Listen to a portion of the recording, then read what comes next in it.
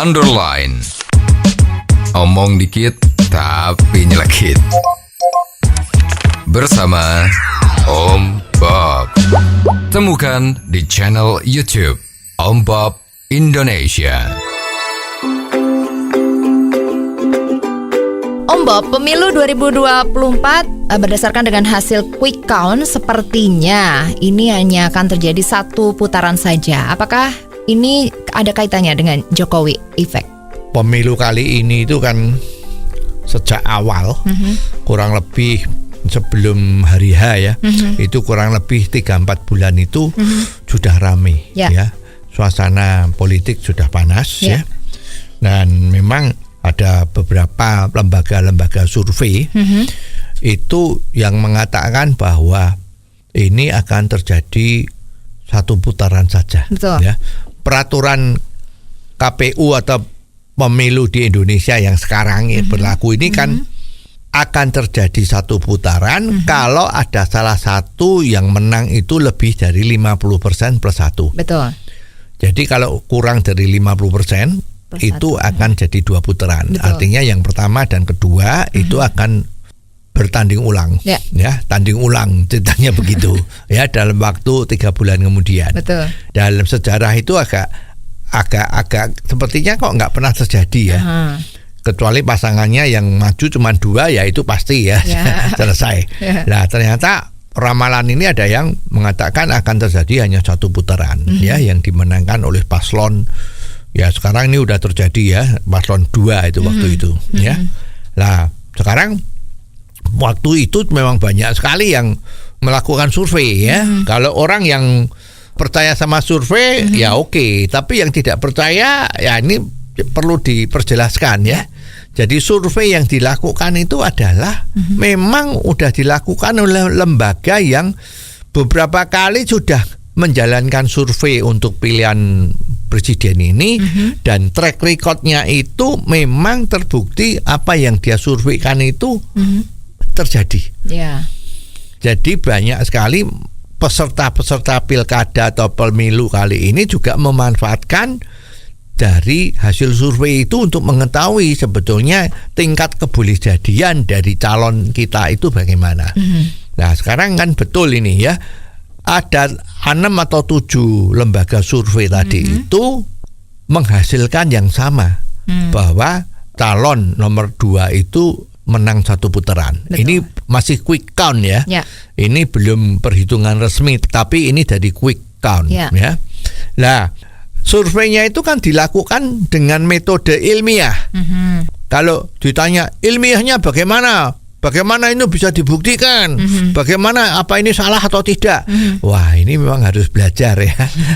Belajar ilmu survei ya. Ini nanti ada yang kalau yang nggak cocok dengan pendapatnya hasil survei itu mengatakan, wah nanti orang yang dipilih adalah orang-orang yang sudah kelihatan. Oh, kalau dia senang sama ini ya maka di survei ya pasti milih itu gitu kan.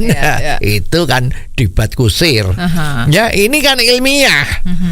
Ya, lah lembaga survei yang melakukan itu dia akan memaparkan bagaimana dia surveinya untuk meningkatkan kredibilitasnya. Ya, ternyata ya kalau kita lihat penjelasan dari mereka masuk akal dan ternyata benar. Ya, cuman sekarang masalahnya kenapa kok ini bisa menjungkir balikkan pasangan yang lain?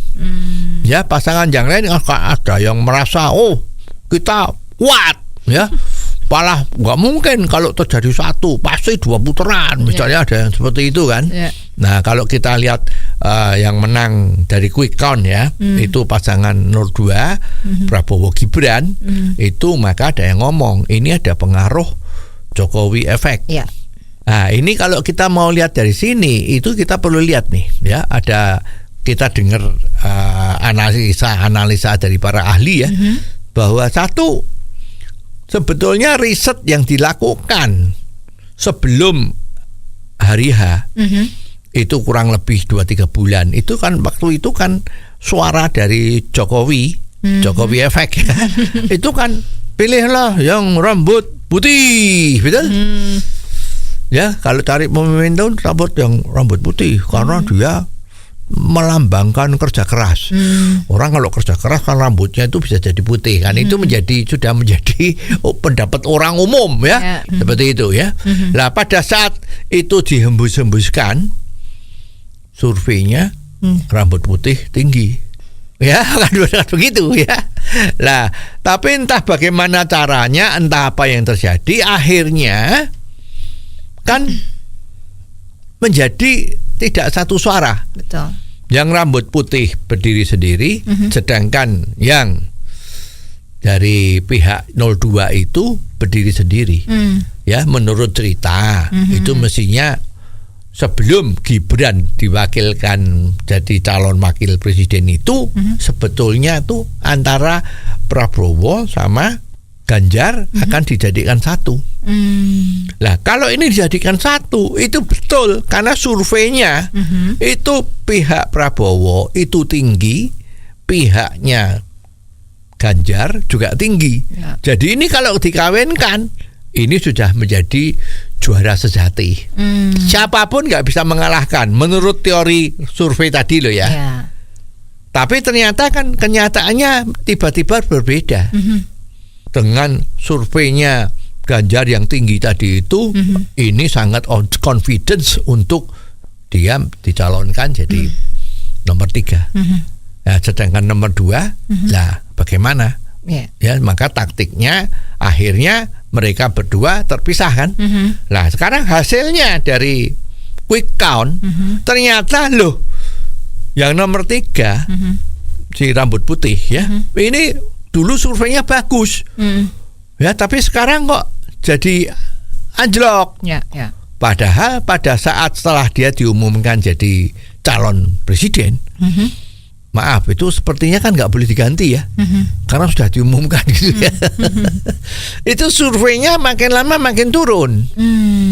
Lah kalau dilihat seperti ini, ya betul, karena pada saat survei yang dilakukan hampir tiap minggu, tiap 10 hari, itu dalam masa-masa itu kampanyenya atau isu-isu yang dikeluarkan oleh yang pihak yang lain itu adalah mengkritik, mendiskreditkan apa yang sudah dilakukan selama ini. Nah ini membuat orang-orang yang selama ini disurvei itu membela karena pengaruh Jokowi efek itu menjadi kok seperti ini. Saya karena survei yang terakhir ya, survei kepuasan rakyat itu 80% puas dengan kinerjanya Presiden Jokowi. Nah sekarang di dalam kontestan ini ada satu paslon yang condongnya itu ke Jokowi efek ya. Sedangkan yang satu itu sekarang mulai agak menjauh lah misalnya seperti itu ya. Lah rakyat kebanyakan yang 80% itu yang cinta dan puas dengan kinerjanya Presiden Jokowi, maka dia suaranya memindahkan diri ke yang bercondong kepada pembangunan Jokowi ini. Nah, itulah yang terjadi. Nah, jadi makanya terjadilah sekarang yang begitu mengejutkan. Satu putaran yang menurut quick count dimenangkan paslon nomor 2. Betul. Nah ini sebetulnya ya strategi ya untuk memenangkan pemilihan ini memang harus dilakukan strategi berdasarkan survei itu harus melakukan apa yang harus dilakukan. Ya dan di Indonesia itu menurut sejarah, menurut track record yang lama itu biasanya yang dikunyu-kunyu ya itu biasanya mendapat simpatik dari masyarakat. Ya termasuk ini. Ya jadi paslon 2 kemarin kan diserang terus nih. Nah, semua masyarakat malah membela yang diserang. Ya jadi ini menjadi pengalaman yang besar. Jadi besok kalau ada apa-apa tuh ya udahlah ya. Jangan menyerang orang lain, tapi ceritakanlah apa yang kamu bagus. Saya kira itu justru bisa lebih dapat simpatik. Oh, jadi begitu ya Om Bob. Jelas deh sekarang. Terima kasih Om Bob untuk waktunya. Sampai ketemu lagi di waktu yang akan datang. Underline. Omong dikit tapi nyelekit. Bersama Om Bob. Jika Anda suka dengan channel ini, jangan lupa subscribe, like, dan komen.